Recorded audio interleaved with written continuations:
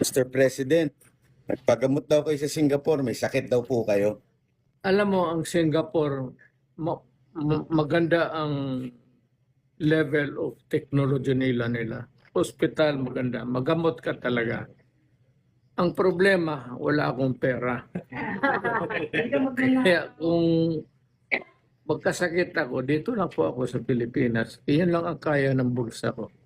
Thank you po, Mayor, President.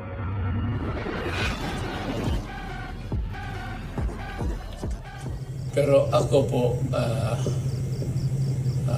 I'm spent. I'm done. I'm retired. I cannot go back to politics again. I am old. And wala na akong stamina. When you are mayor, kung magtakbo man ako ulit, mayor lang talaga. Could not be congressman.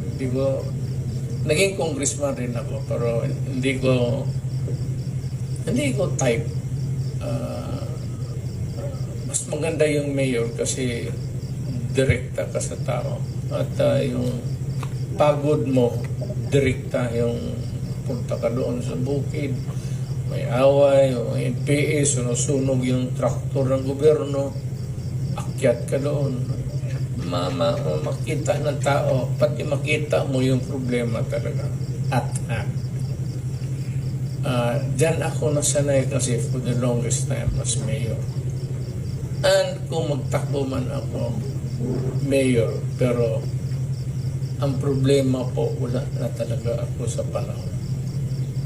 Naubos na ang panahon. Siyudad sa Davao, labi na gyud sa mga distritong wala na nako mabisita sa dugayng panahon.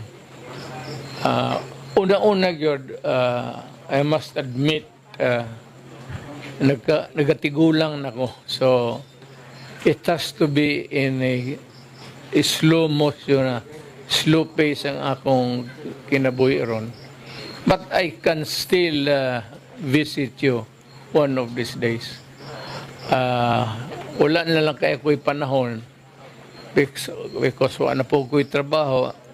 So I am busy with, mangitag pang araw-araw na pagkaon, di man tadato.